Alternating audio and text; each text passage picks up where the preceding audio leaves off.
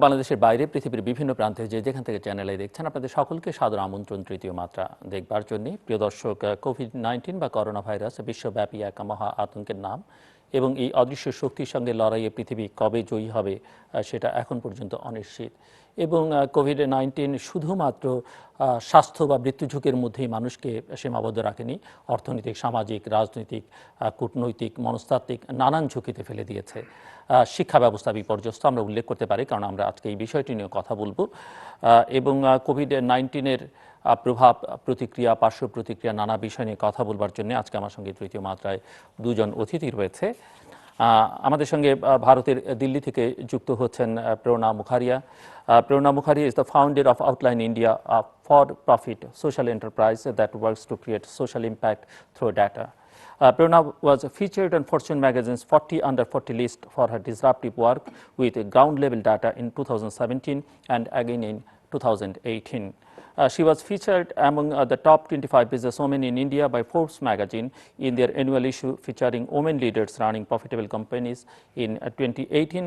She was also among the top 40 women change makers in the 2018 annual list released by India Today. She was listed among the 25 most powerful businesswomen in India by the Business Today of the India Today group in 2019. In 2018, she was awarded the Chevening Fellowship at Oxford University by Rolls-Royce and the UK government. She is an Australia-India Youth Dialogue Fellow 2015. She has a prior research experience working at Center for Policy Research and holds an MA in Economics from Boston University. আমাদের সঙ্গে স্টুডিওতে রয়েছেন lion M K. Bashar, তিনি BSB Cambrian education গ্রুপের chairman এবং এর বাইরেও এই মুহূর্তে তার আরেকটি পরিচয়, তিনি কোভিড-19 সার্ভাইভার। স্বাগত আপনাকে স্টুডিওতে। Prerna, welcome to the programme. Thank you for having me. Mister Bashar, একটু শুনতে চাইবো আপনার অভিজ্ঞতা, যেহেতু আপনি কোভিড-19-এ ইনফেক্টেড হয়েছেন এবং সেখান থেকে সুস্থ হয়ে ফিরেছেন। ছোট্ট করে, কারণ আপনার এই অভিজ্ঞতা হয়তো অনেকের কাজে লাগবে, অনেকে সাহসও পাবেন। মে মাসের 2 তারিখ থেকে জ্বর, ঠান্ডা, কাশি নিয়ে আমি আইসোলেশনে যাই এবং নিয়ম অনুযায়ী ডাক্তারের পরামর্শ নিয়ে মেডিসিন খেয়েছি। তাছাড়া নর্মাল যে প্রসেসগুলো আছে সবসময় আমরা যেটা শুনে থাকি, আদা, রসুন, লং, এলাচি, দারচিনি, গোলমরিচ, এগুলো দিয়ে অনেক বেশি পাপ নেওয়া, এই কাজগুলো সব কিছু করেছি। এবং সে সময়ে অনেক মানুষ মানসিকভাবেও সাপোর্ট দিয়েছে এবং অনেকেই আমার আত্মীয় স্বজন বা পরিচিত যারা, তারা অনেকভাবেই সাপোর্ট দিয়েছে। যারা দিয়েছে তাদের প্রতি আমরা কৃতজ্ঞতা জানাই। এবং আলহামদুলিল্লাহ 10-15 দিনের মধ্যেই আবার যখন আমরা টেস্ট করলাম তখন নেগেটিভ আসলো, দ্বিতীয়বার টেস্টেও নেগেটিভ আসলো। এখন এভরিথিং ওকে আছে, শুধু সামান্য একটু ফিলিংসটা কেমন ছিল? প্রথম 10-12 দিন আসলে বলতে পারি না এই সময়টুকু কিভাবে গিয়েছে। একদম খাবার রুচি ছিল না, শরীরে এনার্জি ছিল না। না, ভয় পাইনি। হ্যাঁ, কিন্তু ওই সময়টুকু আসলে কিছুটা সময়, কয়েকটা দিনের কথা বলতেই পারবো না যে কি অবস্থায় গিয়েছে, কারণ সারাদিনই হয়তো শুয়ে থাকতে হয়। কি হচ্ছে মানে এখন যে পরিস্থিতি কোভিড-19-এর, সেটিকে কিরকম মনে হচ্ছে? মানে আপনি যখন ছিলেন তখন কিন্তু আক্রান্তের সংখ্যা এরকম ছিল, সেটা খুবই কম ছিল। এখন কি মনে হচ্ছে? এবং এখন তো আমরা বলতে পারি যে ওই সময়ের তুলনায় এখন অনেক বেশি খারাপ পরিস্থিতি আছে। এবং সেই সময়ে যেভাবে লকডাউনটা ছিল, এটাকে যদি সাধারণ ছুটি ঘোষণা না করে সত্যিকার অর্থে লকডাউন করে দিত বা কারফিউ জারি করে দিত, এমনকি আমাদের এই যে রমজান মাস যেটা গেল, এই সময়টাতে আসলে এমনও আমরা একটু কাজ থেকে বিরত থাকি, সিয়াম সাধনা করি, তো এই সময়টাও যদি কন্ট্রোলে নিয়ে আসতে পারতো পুরোপুরি, তাহলে হয়তো এই এখনকার এই জুন মাস থেকে আমরা খুব স্বাভাবিক অবস্থায় ফিরতে পারতাম, যেমনটি কিনা তাইওয়ানে হয়েছে, থাইল্যান্ডে, মালয়েশিয়াতে, তারা কিন্তু সম্পূর্ণ কন্ট্রোলে নিয়ে এসেছে। বাট এখন যেটা হয়েছে, যেমন গতকাল 2500-এর বেশি দেখা গেল আক্রান্ত হয়েছে। এখন সেটি হচ্ছে যে 9000 টেস্ট করেছে, 9400 তাই। এখন টেস্ট যদি 1 লাখ করা হয় তাহলে দেখা যাবে যে হয়তো 20,000 বেরিয়ে আসছে। সো এটা কিন্তু ভয়াবহ একটি অবস্থা আছে। সো আমরা এই ক্ষেত্রে মনে করি যে আরও একটু সময় নেওয়া দরকার এবং সিস্টেমেটিক ওয়েতে আগানো দরকার। বিশেষ সময় বলতে আপনি কি বোঝাচ্ছেন? যে আমাদের একটা সার্টেন লকডাউন বা ছুটি ইতিমধ্যে তো যেটা হচ্ছে খুলে দেওয়া হচ্ছে, একটা সময় যে সময়টা আমরা লকডাউন করব, টোটালি লকডাউন। হ্যাঁ, এরা বেরোতে পারবে, এরকম যেভাবে কমিউনিটিতে স্প্রেড করেছে, তাতে অনেকেই মনে করছেন যে এখন আপনি 15 দিনের লকডাউনও সিরিয়াসলি কাজ হবে বলে মনে হয় না। খুব ডিফিকাল্ট। তবে আমি শুধু একটা কথা বলে রাখতে চাই যে এখন যে পরিস্থিতি, সেটা হয়তো সম্ভব না এবং অনেক চিন্তা ভাবনা করেই সরকার এই কাজগুলো করেছেন। তো সুতরাং এক্ষেত্রে বেস্ট ওয়েটা হচ্ছে যারাই কোনো সিমটম পাবে, সবগুলো সিমটম সবার ক্ষেত্রে নাও হতে পারে, একটা দুটো সিমটমও যদি মিলে যায় তাহলেও তারা যেন এই প্রাথমিক যে চিকিৎসাগুলো সেগুলো শুরু করে দেয়, টেস্টের অপেক্ষায় না থাকে। কারণ হলে টেস্টের সুযোগ পেতে পেতে টেস্টের রেজাল্ট আসতে আসতে হয়তো তার অবস্থা খারাপ হবে। সুতরাং এইটা করে তারা কিন্তু নিজেরা সার্ভাইভ করে যেতে পারে। শিক্ষা ব্যবস্থা নিয়ে বিস্তারিত আলোচনা আপনার সঙ্গে যাব, যে ছোট্ট করে যদি আপনি এক লাইনে আমাদেরকে বলেন। আমরা শুনেছি যে মানে সিদ্ধান্ত এরকম হয়েছে যে 15ই জুন থেকে শিক্ষা প্রতিষ্ঠানগুলো খুলে দেওয়া হচ্ছে। যদি এরকম পরিস্থিতি থাকে, এভাবেই প্রতিদিন একটা সময় 2000-2500 আক্রান্ত থাকে, এরকম থাকলে হয়তো সেপ্টেম্বরে হতে পারে। মাননীয় প্রধানমন্ত্রী যে কথা বলেছেন, সিদ্ধান্ত হয়েছে যে জুনের 15 তারিখে শিক্ষা। এটাও যেহেতু বলা হচ্ছে যে যদি পরিস্থিতি ভালোর দিকে থাকে তাহলে সেটা হবে। আমরা মনে করি যে জুনে এখন যে পরিস্থিতি তাতে জুনের 15 তারিখে খোলার মতো অবস্থা নেই, এবং মেবি সেটা হয়তো জুলাইয়ের ফার্স্ট উইকে যেতে পারে যদি পরিস্থিতি স্বাভাবিক হয়। আদারওয়াইজ আমাদেরকে অনলাইন সিস্টেমে ক্লাসগুলো চালিয়ে যেতে হবে। আমি আসবো আপনার কাছে। Prerana, what factors let India to manage the virus outbreak? Does your social entrepreneurial venture keep an eye on pandemic? Right. Thank you for that, Zillur. So I think this pandemic has made this more obvious the need for organizations such as ours. And when I talk about data, I'm not talking about big data that we might get off Facebook, Twitter. I'm talking about the superset of India, which perhaps doesn't use the internet as much, wherein to be able to reach out to them, you have to go out there, do surveys, have conversations with them. So if I was to take the case of this specific pandemic, we would need existing data sets perhaps to try and understand how to demarcate different zones into a red zone, a green zone, or an orange zone. You would try to understand perhaps how to use these current data sets to be able to predict what the cases will rise to. So that's again something that we do. Use econometric modeling or use predictive analytics to be able to say, listen, with X number of cases, if this is the growth rate, this is what it will rise to. And of course, you would have to look at data sets from the past to understand that what's the density per square kilometer in these areas, what are the socio-economics in these areas.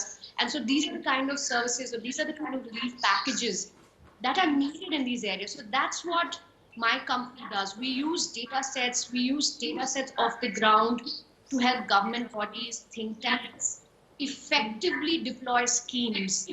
With the scale of this entire pandemic, I think we need an unprecedented amount of information to be able to tweak social programs that were perhaps going on for a long time. So for instance, if you were working with farmers in a specific state, and for whatever reason the subsidies didn't get to the farmer, you will now have to go back whenever things become normal or whatever the new normal might look like.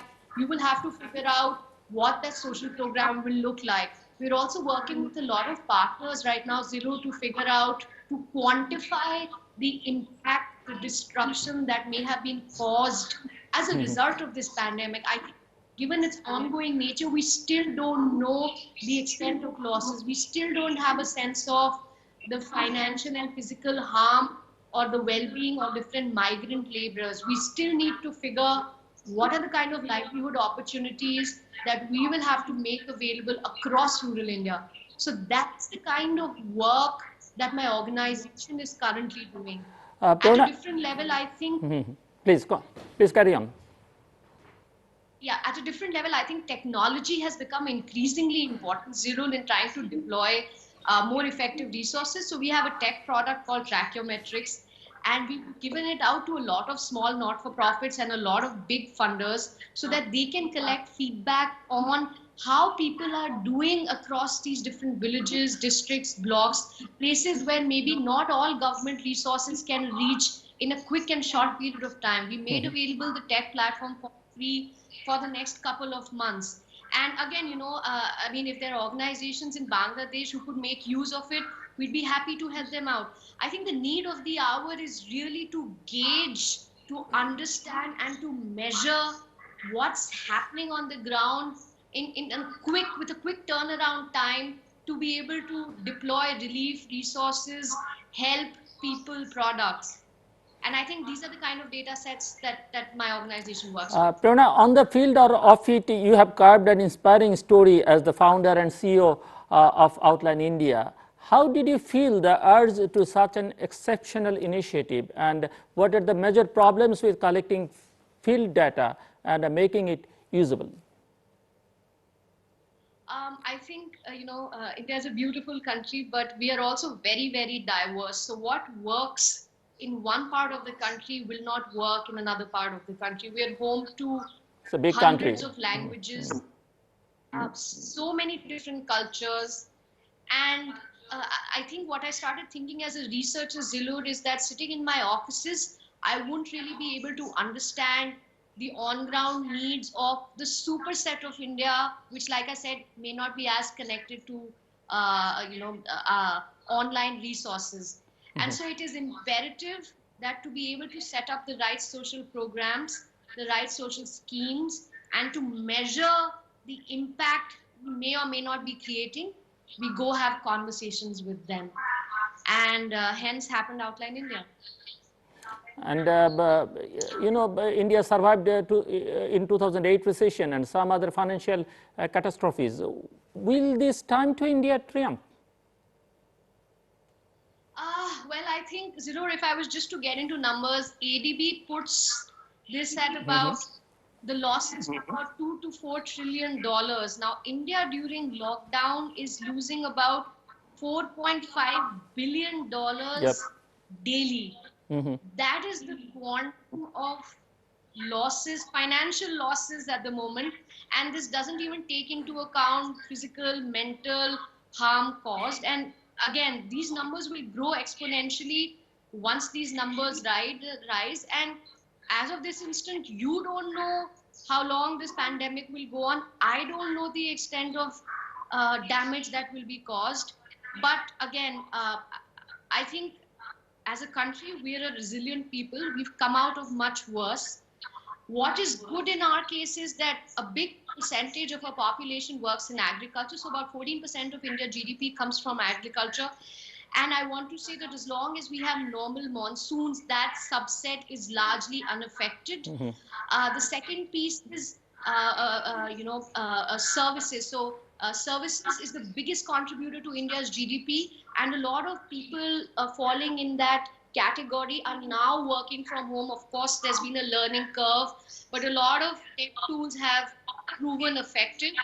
And again, the infrastructure to those services firms has not been impacted as much. So I want to say that, again, depending on the global climate, India will strike back and do just fine. The one problem area that I do see is MSMEs, which are the medium and small enterprises, which contribute about 30% to India's GDP. Those have been badly impacted when it comes to finances, businesses, and a lot of businesses will shut down. But again, to be positive, I think there's a lot of startups that are pivoting. There's a lot of organizations coming in support of these startups. A lot of organizations that are pivoting to be able to cater to these new needs. So I know this drone company that was earlier working with defense, but now they're helping identify cases and identifying where med centers are or where new COVID centers can be set up. I know of a lot of design schools that are now using the existing resources to make more PPE kits. I know the Ministry of Health and Family Welfare is working very closely with the Ministry of Textile to be able to produce these PPE kits and masks and gloves in-house.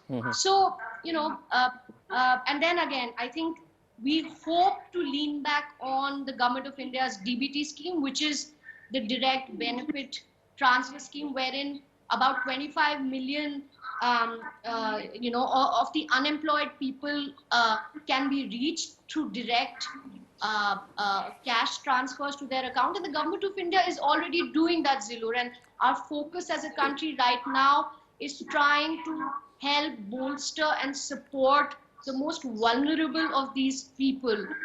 I think much is to be said in terms of how far our GDP numbers will go down. Some say that India will grow at just about 1 to 2%. There are JP Morgan, for instance, came out with some more brighter numbers. But I think as of now, our focus really has to be in terms of how far we can contain the spread, the damage. And this is a humanitarian Yeah, crisis. of So I course. think numbers for a little will take a bit of a backseat. Mister Bashar, একটু আপনি আমাদেরকে বলবেন যে যে sector তো খুব ক্ষতিগ্রস্ত হচ্ছে, তার মধ্যে এডুকেশন একটা বড় জায়গা। স্কুল কলেজ সবই বন্ধ করে দিচ্ছে। কবে খোলা হবে আসলে যতই বলা হোক না কেন সেটি কিন্তু এখন পর্যন্ত নিশ্চিত, এবং সারা পৃথিবীর চেহারাটি এরকম।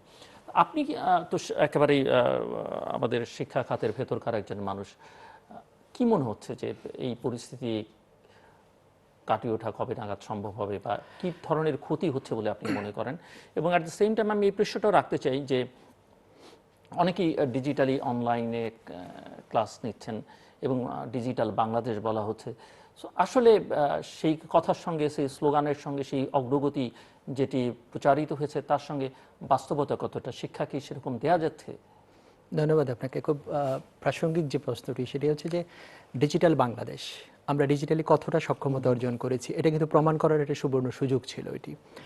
যখন সরকার 16ই মার্চ স্কুল কলেজ বন্ধ দিল, 18ই মার্চ থেকে আমরা ডিজিটালি শিক্ষা চালু করলাম এবং আমাদের যে স্টুডেন্টরা আছে সেটা আমরা করেছি, কারণ আমরা আগে থেকে রিসোর্স ছিল এবং আমরা আগে থেকে প্রস্তুত ছিলাম। যেহেতু ইটালি, চায়না তারা স্কুল বন্ধ করে দিয়েছে, আমাদের হতে পারে এরকম সম্ভাবনা থেকে আমরা মার্চের প্রথম সপ্তাহ থেকে প্রস্তুত ছিলাম।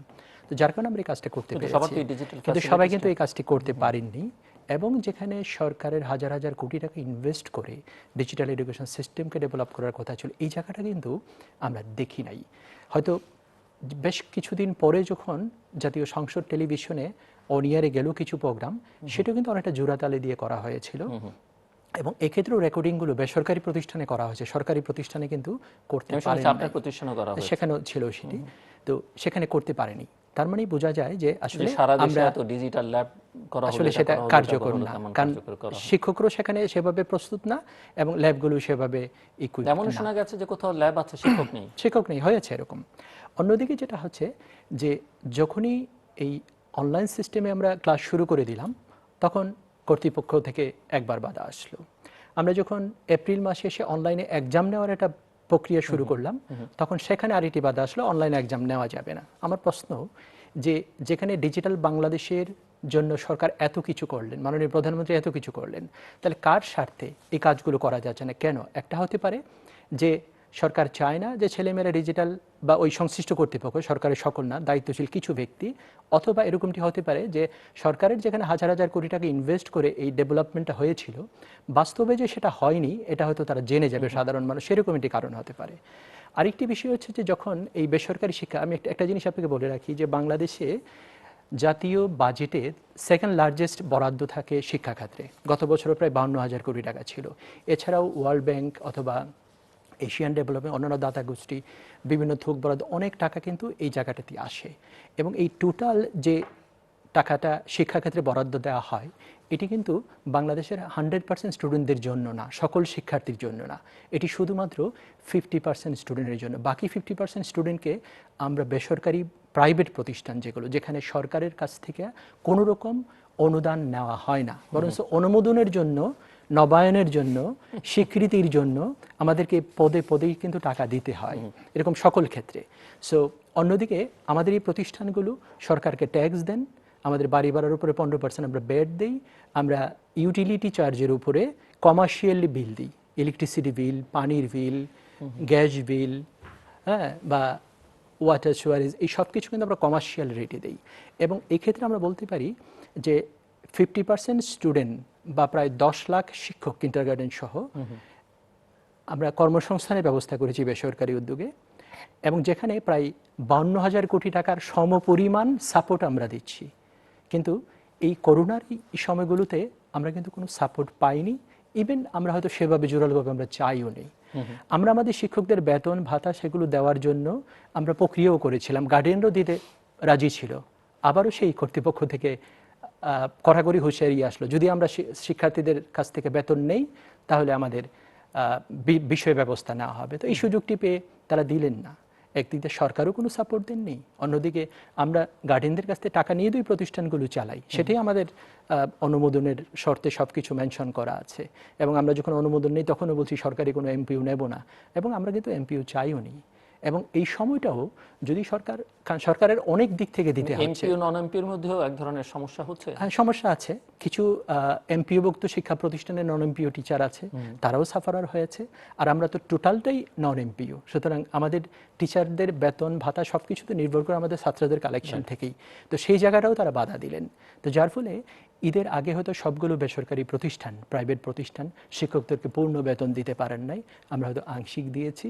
এখন হয়তো বাট আপনারা মানে আপনার তো অনেকগুলো আউটলেট, আপনারা কি ক্লাস নিচ্ছেন বাচ্চাদের? আমরা অনলাইনে রেগুলার ক্লাস নিয়েছি, শুধু ঈদের ছুটিটা ছিল 1 তারিখ থেকে আবার পুরোদমে আমাদের ক্লাস চলবে। আমরা একদম 18ই মার্চ থেকে ক্লাস শুরু করেছি। বাট আপনার তো নিশ্চয়ই জানা আছে অন্যান্য বেসরকারি প্রতিষ্ঠান বা সরকারি প্রতিষ্ঠানগুলোর কি অবস্থা, তারা কি কোনো কিছু করতে পারছে? কিছু প্রতিষ্ঠান করেছে, বাকিরা করতে পারে নাই। তবে সংসদ টেলিভিশনের পক্ষ থেকেও করা হয়েছে। এছাড়াও আমরা বেসরকারিভাবে বাংলা টিভি এবং এশিয়ান টিভিতে আমরা আমাদের স্টুডিওগুলোতে প্রোগ্রাম রেকর্ড করে সেগুলো রোজার আগ পর্যন্ত আমরা কন্টিনিউ করেছি। এবং যদি এই ছুটিটা আরও বেশি লেন্দি হয় তাহলে পুনরায় আমরা সেটা করব। সরকার প্রাথমিক গণশিক্ষা মন্ত্রণালয় থেকে আরেকটি সিদ্ধান্ত নিয়েছে যে এই মুহূর্তে হয়তো মায়েদেরকে এই ভূমিকাটা নিতে হবে। যদি সেটাই নেয় তাহলে সব মায়েরা তো এই বিষয়টা বুঝবেন না। তো সেই জন্য ওনাদের উদ্দেশ্যেও আমরা হয়তো আরও কিছু প্রোগ্রাম রেডি করব যাতে খুব দ্রুত সময়ে তারা ঘরে বসে বিষয়গুলো জানতে পারে। আপনার কি ধারণা, মানে কি ধরনের ক্ষতি হলো আসলে, বা এই ক্ষতিটা কতদূর পর্যন্ত যেতে পারে বলে মনে হয়? আসলে যে সবচেয়ে বড় যে ক্ষতিটা হয়েছে যে আমাদের পুরো সিস্টেমটাই একেবারে থমকে গিয়েছে, এটি হলো একটি। নাম্বার 2 হচ্ছে যে আমরা যাদেরকে নিয়ে কাজ করি, এই কোমলমতি শিশুরা, তারা তো সারাক্ষণ খেলবে, ঘুরবে, বেড়াবে, আনন্দ করবে, বন্ধুদের সাথে মিশবে, এই কাজটা কিন্তু টোটালি হচ্ছে না। সেই জন্য তারা কিন্তু মানসিকভাবে অনেকটা বিপর্যস্ত আছে। আমরা মনে করেছিলাম যে অনলাইন সিস্টেমে যখন পরীক্ষা নেব, এটা নতুন সিস্টেম, এই নতুন প্রজন্মের ছেলেমেয়েরা ডিজিটালি যে কোনো বিষয়ে তারা অনেক বেশি অনুপ্রাণিত হয়, উদ্বুদ্ধ হয়, তো সেই কাজগুলো করতে পারলে কিন্তু তারা অনেকটা ভালো থাকতো। তো এখন অনেক ধরনের ক্ষতিই আছে, কিন্তু এই সবগুলো ক্ষতি পুষিয়ে নেওয়া যাবে যখন আমাদের জনগণ সুস্থ থাকবে, ভালো থাকবে। আসবো আমি আবার আপনার কাছে। প্রেরণা, outline India has just launched Tritiyo Matra, an easy to use tech tool. What is it speciality, and would you please tell us in detail how it will work? So Zillur, Tritiyo Matra is a feedback collection loop. It is an opinion poll collecting survey app, and it's a survey app that we are giving out to 2 sets of stakeholders. One is the small grassroots organization, the not-for-profit, that has a good sense of the needs of the village, of the community, of the district. And so the goal is that if they can collect data on the various needs of the household, this could be about the nutritional needs of young babies, or this could be about specific households that need a specific type of medicine in this time of lockdown. So they can communicate this need to the local not-for-profit, and then they can go procure these products for them and distribute them within the community. For the other big funders or big corporate social responsibility teams that might be located across different parts of the world or different cities, for them to be able to effectively deploy resources, they need data off the ground. And unfortunately, right now, they can't send out their volunteers or their staff or researchers such as us to collect that data. But once they put the survey or the impact tool on Tritiyo Matra, any stakeholder located, anybody can simply download the app, and it's available in a bunch of languages, local Indian languages, and fill out that survey. And within a couple of minutes, the funder will know what are the local needs. Okay. So our point really here is that not all government personnel can get everywhere. Given the scale of the problem, we need decentralization of resources. We need distribution of resources. We need people to find out from other people how they are doing and set up feedback loops. We need surveys, we need data collection, and we need all of this to happen on a daily basis with a quick turnaround. And that's what Tritiyo Matra is doing, Zillur. Fascinating, it's fascinating. helping all these organizations track what's happening on the ground, real time, from rural, remote parts of the country.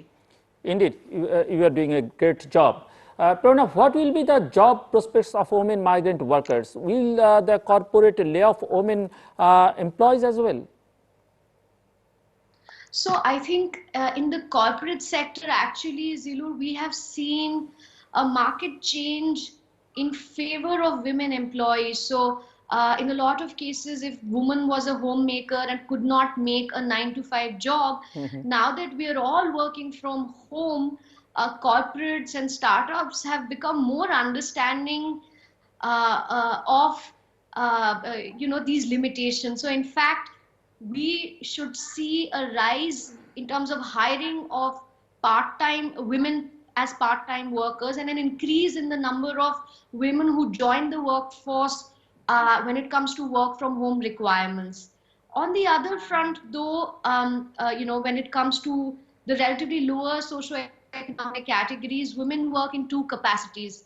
Either they are accompanying their husbands, or so if the husband's working on a construction site, the woman will go with them and perhaps work for a few hours, make some money. And in certain secondary cases, women might work in parlors as household help, stay with the families, etc., etc.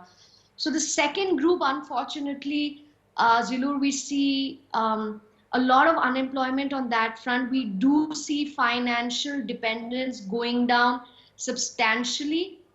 And I think as of now, we don't even have a full grasp of the extent of damage to this particular category when it comes to livelihoods and income.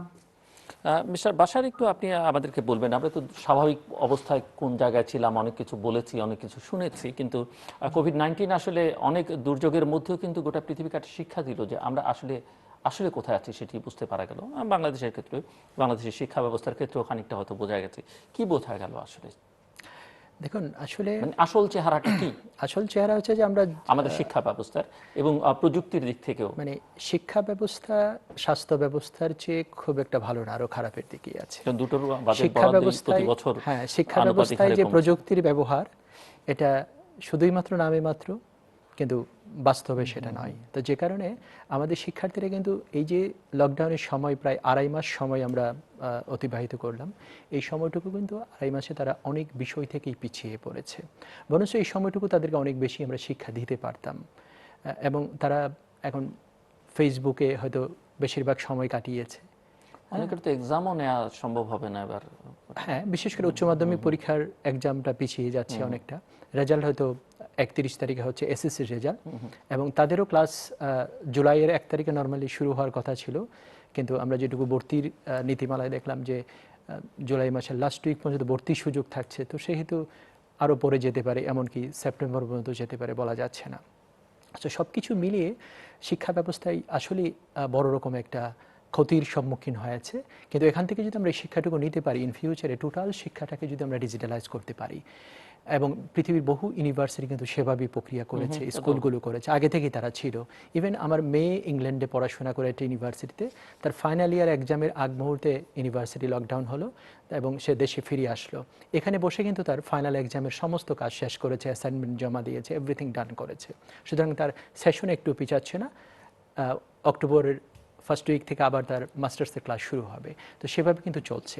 তো বাংলাদেশে এই কাজটা করা যেত। তবে এক্ষেত্রে যেটি আমি বলতে পারি আপনার এই অনুষ্ঠানের মাধ্যমে, সেটি হচ্ছে যে 1 থেকে শুরু করে ইন্টারমিডিয়েট পর্যন্ত আমাদের 30,000 লেকচার আছে। অর্থাৎ বইগুলোকে যখন আমরা ক্লাসে পড়াই, তখন সেগুলোকে যদি ক্লাস অনুযায়ী ডিভাইড করি, তাহলে 30,000 লেকচার হবে। 30,000 লেকচার যদি আমরা রেকর্ড করি, এবং সেটা যদি অন ইয়ারে যায়, সংসদ টেলিভিশন আছে, বিটিভি ওয়ার্ল্ড আছে, এবং ওপেন ইউনিভার্সিটিতে এটি বড় স্টুডিও সেট আপ আছে সেগুলো। এছাড়াও আমরা যদি এটাকে সিস্টেমেটিক ওয়েতে, যেমন এখানকার এই তৃতীয় মাত্রার অনুষ্ঠান বিভিন্নভাবে ইউটিউব সহ বিভিন্নভাবে কিন্তু দেখা যাচ্ছে। কেউ যদি চায় যে 1000 পর্বটি কেমন ছিল সেটা দেখতে, এখন সেটাও দেখতে পাবে। তো সুতরাং শুধু একটি দুটি টেলিভিশনে ক্লাস নিলেই কিন্তু সারাদিনে সব কিছু শেষ করা যাবে না। তো এটার জন্য অনেকগুলো ক্লাসের দরকার হবে। তো সে কারণে যে প্রত্যেকটা সাবজেক্টের জন্য হয়তো 100 থেকে 120টা লেকচার হয় এক একটা সাবজেক্টের জন্য। সো প্রত্যেকটা সাবজেক্টের লেকচারগুলো যদি সিরিয়াল অনুযায়ী রেকর্ড করে ইউটিউবে দেওয়া থাকে, অথবা কোনো একটা সাইডে দেওয়া থাকে, তাহলে যেটা হবে ছাত্ররা যখন যেটা প্রয়োজন সেটাই কিন্তু তারা ডাউনলোড করতে পারবে, সেটাই তারা দেখতে পারবে। এবং পরীক্ষার সিস্টেমটাকেও এখন অনলাইনে নিয়ে যেতে হবে, কারণ এখন যেটা হয় যেমন এই যে ছাত্ররা 31 তারিখে রেজাল্ট পাবে, 2 বছর 5 মাস পরে তাদের এসএসসির রেজাল্ট হলো। হ্যাঁ, কিন্তু সারা দুনিয়াতে কিন্তু এই সিস্টেমটা নেই। যখন যে পড়বে, এই বিষয়টা পরীক্ষা দেবে, এটার কাজ শেষ। তাতে করে হচ্ছে কি তাদের এত সমস্যা হওয়ার কথা না, যে কারণে ও লেভেল পরীক্ষার্থীরা কিন্তু এই সমস্যার ফেস করে নাই। তাদের রেগুলার বেসিসে সব অ্যাসাইনমেন্টগুলো করা হয়ে গেছে, রেজাল্ট হয়ে গেছে। 2 বছর না 2 মাস, কতদিন পরে রেজাল্ট হচ্ছে? আমাদের রেজাল্ট হচ্ছে 3 মাস পরে, right. কিন্তু তাদের সেশন যখন শুরু হয়েছিল তখন থেকে এখন 2 বছর 5 মাস পরে তাদের রেজাল্ট হলো। হ্যাঁ, এখন যারা এখানে ফেল করবে এই রেজাল্টে, তারা আবার 1 বছর পরে ওই সাবজেক্টগুলোতে পরীক্ষা দিতে হবে। ইভেন একটা সাবজেক্টে ফেল করলে সেটার জন্য 1 বছর তাকে অপেক্ষা করতে হবে। কিন্তু ওয়ার্ল্ডের সব সিস্টেমে কিন্তু ফেল করেছে 1 সপ্তাহ পরে আবার সেটা সাপ্লিমেন্টারি পরীক্ষা দিয়ে এক্সাম দিয়ে তারা পাশ করে যেতে পারে। সো এবং অনলাইন সিস্টেমে যদি পরীক্ষাগুলো হয় সেটা আরও বেশি অথেন্টিকেট হবে।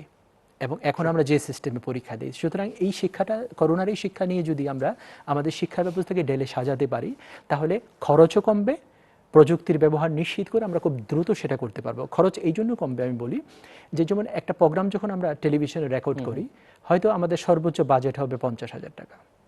সেভাবে 30,000 প্রোগ্রাম যদি আমরা রেকর্ড করি, তাহলে মাত্র 3-4 কোটি টাকা সর্বোচ্চ খরচ হতে পারে।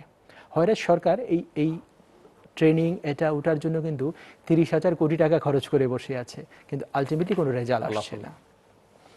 Prerna, will there be an infrastructural change in the healthcare in India? And Prime Minister Modi has kicked off world's largest healthcare PM Joy, known to be Modi Care. Do you think it has potential to alter India's healthcare landscape?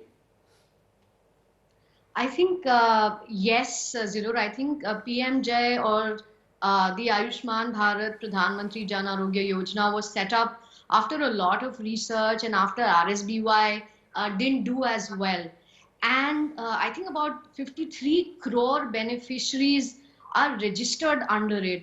For the COVID-19 crisis, testing and treatment has been made available for free for all these 53 crore beneficiaries. And I think again the scale of it and the magnanimity of it is unprecedented. What's also happened is that for all those people who are eligible but don't have the Ayushman Bharat card to avail these services, as long as they have Aadhaar card or the UID number, they can still avail of these services. So that's a big step. The second thing I think that the government's been working on very actively is empanelment of private hospitals. And I think we have about 21,000 hospitals that are now working actively in terms of caretaking for COVID-19 cases, and about 1,500 more private hospitals that have been added since about 1st April. We've also set up a lot of helplines for migrant laborers, people who've been displaced. So these are numbers that they can call to seek help on food, shelter, travel arrangements, figure out what is available to them. And of course, the government is doing its fair bit to improve cognizance around all of this. I think the WHO was very appreciative of one of those things in India that for the last 2 months, if you call anybody in India, the first 30 seconds will first be a radio message or a voice message that tells you about what coronavirus is, what you should do to protect yourself, what you should do to protect your family, and how you should seek help in the event you're affected. So I think these small steps have made a massive change. If you go out on the road, irrespective of which category the person comes from, they are aware now that they are required to wear a mask. I think the second step has been the Arogya Setu app. And I think very recently we saw that the government made its open source code available to people. And that is such a welcome step. So even before it was made mandatory in India, in about 15 days, we had 50 million downloads of the app. Now, you can't do something like that unless you have the people's support. So the government has done a brilliant job in terms of engaging with people, in terms of trying to make them understand that, listen, for us to be successful in fighting this pandemic, We need you. We need your cooperation. We need your support. Uh, and it's been such a welcome change. I think my only little problem is that for the middle classes who are perhaps who don't have private insurance, who are not eligible for the Ayushman Bharat scheme, what happens to them? And I think a lot of economists talk about them as the missing middle. And so maybe that's something that I'd like to hear more about from the government. But I think, again, a lot has been done in terms of corporate organization, different ministries working together, the National Health Authority working on this, the Center for Disease Control working on this. Uh, uh, and I think we've really come together as a country in trying to make sure that everybody knows their role. There's been decentralization, Zillur. And we see this engagement between the Prime Minister and different state level chief ministers on a bi-weekly basis. We see engagement, and the government's now said that why don't you as the CM take a call on what your state needs? If you want to continue the lockdown, sure, do that. If you want to keep your borders closed, sure, we'll consider that. In Bengal, where we had, as everybody know, cyclone hit, and we've deployed additional resources. We sent in CRPF. So we see a lot of bodies and a lot of collaboration happening, which is the need of the hour in this war-like situation. Prerna, we are almost at the end of the program, so very briefly, as you know, from field work to networking, bidding for projects and dealing with agency heads, majority team members of at Outline India are women. Undoubtedly, it's also a great example of women empowerment. Do you think the women empowerment process in developing countries will face severe problems at the post-pandemic time, and any valuable advice for struggling women as well as for young people? Very briefly, just in 1 minute. Okay. So I think we are resilient people, and I think when it comes to good work, I don't think it's an issue of gender. So as long as I think it's people such as me and organizations such as mine will be around, we will see a lot of support from corporates, from government bodies, and from startups. I think the future will be about collaboration, accountability, and data. And I think there's a lot of room for women, for their empathy to contribute in different sectors. Thank you mister Bashar, একটু না বললেই নয় এরকম কোনো কথা আছে? Just 1 minute সময় আপনার বলা খুবই জরুরি মনে হয়। ধন্যবাদ। আমরা শুধু এটুকু বলতে চাই যে বাংলাদেশের স্বাস্থ্য ব্যবস্থা, শিক্ষা ব্যবস্থা, আমরা যদিও বলি যে অনেক উন্নত না, কিন্তু অনেক উন্নত দেশের চেয়ে বেশি উন্নত, সেটা মাননীয় প্রধানমন্ত্রী প্রমাণ করেছেন। আর এই মুহূর্তে শিক্ষাক্ষেত্রে যে ক্ষতিটা হয়েছে, এটা যদি সরকারি এবং বেসরকারি সবগুলো প্রতিষ্ঠানকে নিয়ে মাননীয় মন্ত্রী মহোদয় এটি উদ্যোগ নেন, তাহলে আমার বিশ্বাস এই ক্ষতিকে আমরা পুষিয়ে নিতে পারবো ইনশাআল্লাহ। Thank you mister M.K. Bashar, Prerna Mukharya, thank you so much indeed. Thank you for being with us. দর্শক, কথা হচ্ছিল কোভিড-19 বা করোনা ভাইরাস, তার প্রভাব, প্রতিক্রিয়া, পার্শ্ব প্রতিক্রিয়া না, সংকটটা হয়তো আরও দীর্ঘকাল থাকবে, কেননা এর যে প্রভাব সেটি দীর্ঘমেয়াদী, এবং সেটি সমাধানের জন্য আসলে দীর্ঘমেয়াদী পরিকল্পনা দরকার। আমরা ভারতের অভিজ্ঞতার কথা শুনছিলাম এবং তাদের যে উদ্যোগগুলো নানান ক্ষেত্রে সেটি শুনছিলাম।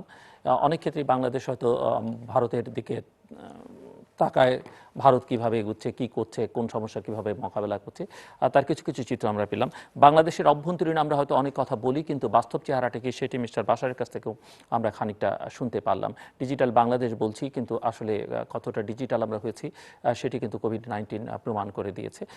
যেমন আমাদের স্বাস্থ্য ব্যবস্থার ভগ্ন চেহারাটাও ফুটে উঠেছে, বাংলাদেশ নয়, গোটা পৃথিবীর চেহারাও কম বেশি একই রকমের, এবং সেজন্যই দীর্ঘমেয়াদী, মধ্যমেয়াদী পরিকল্পনা দরকার।